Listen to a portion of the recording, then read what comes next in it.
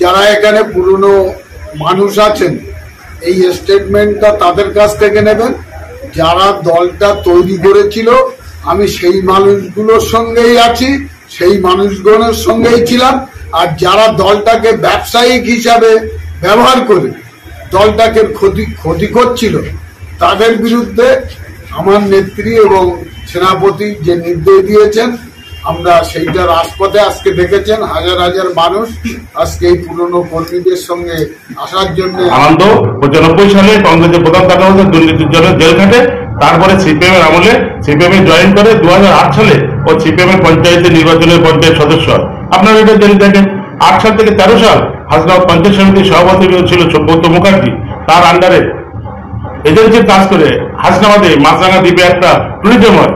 আপনারা জেনে দেখবেন সেখানে কয়েক কোটি টাকার প্রকল্প, সেই টাকা দুর্নীতি করে কোটি টাকা আত্মসাৎ করে।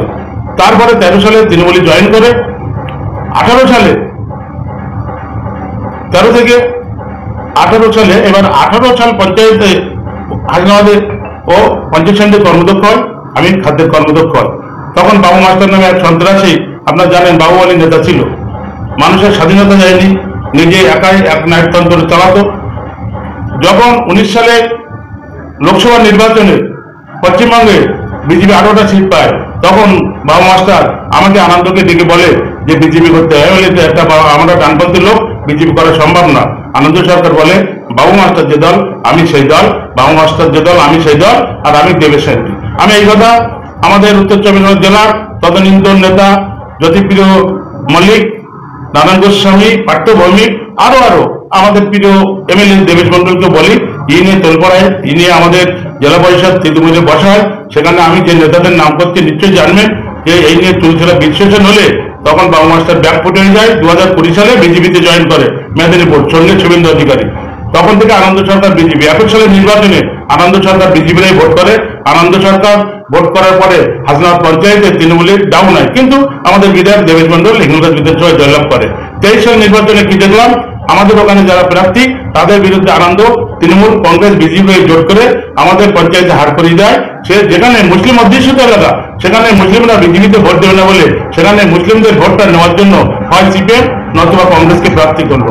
আনন্দ সরকার 23 সালের পঞ্চায়েতে তার ভূমিকায় দলবিরোধী কাজ সাবধান করে আমাদের পঞ্চায়েত হার করে, এটা সবাই জেলার নেতৃত্ব জানে। 24 সালে ও আবার আমাদের দলে জয়েন করে, তাও সুজিত বোস আমাদের মাননীয় মুখ্যমন্ত্রী তাকে সংস্কৃতি মঞ্চে বলে যে আনন্দ সরকার তোমার বিরুদ্ধে বহু ক্ষোভ আছে, তুমি যদি দলটা করতে চাও হিঙ্গলগঞ্জের বিধায়ক মাননীয় দেবেশ মন্ডল, হাসনাবাদ ব্লক সভাপতি তথা পঞ্চায়েত সমিতির সভাপতি আমিরুল ইসলামের হাত ধরে তুমি জয়েন করো। আমাদের সাথে জয়েন করলো, কিন্তু কি দেখলাম ও দল বিরোধী করতেই থাকলো, নিজের ক্ষমতা প্রয়োগ করতে থাকলো, নিজের সামন্তরাল দল করতে থাকলো। 24 সাল লোকসভা নির্বাচনে হাসনাবাদ পঞ্চায়েতে 19 নম্বর বুথে আনন্দ নিজের বুথে 310 ভোটে হারে। আলিয়াডাঙ্গাতে বিক্ষোভ নয়, ওখানে গোটা কয়েক লোক 15-20 জন এক জায়গায় জড়ো হয়েছিলেন রাতের অন্ধকারে। তাদের উদ্দেশ্য কি এবং তাদের কি কর্তব্য আমি জানি না।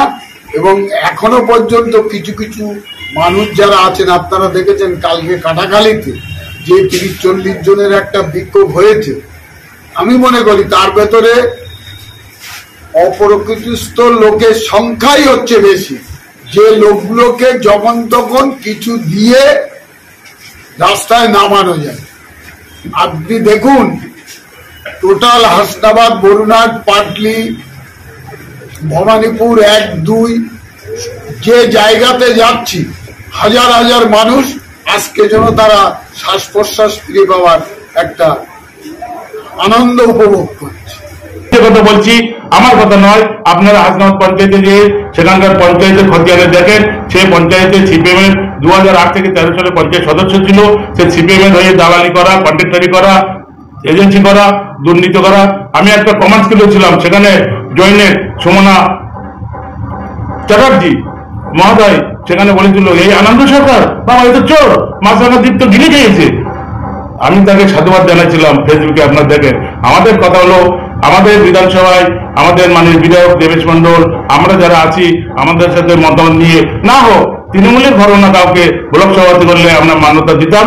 এরকম দল বদলু বারে বারে যখন যে দল ক্ষমতায় থাকে সেখানে নিজের কন্ট্রাক্টরি এজেন্সির আয় করার পথে যে লোক চলে তাকে আমরা মানছি না। আর তার সম্পর্কে সে যে বলছে আমি জন্ম থেকে মৃত্যু, জন্মলগ্ন থেকে তৃণমূল, এই যে মিথ্যা ভাবতে এইটা আপনারা তার কাছে প্রশ্ন করুন, সেই এলাকার বিশিষ্ট ব্যক্তিদের প্রশ্ন করে জানেন আমার প্রশ্ন সঠিক কি বেঠিক, জনগণ এর উপর রায় দেবে।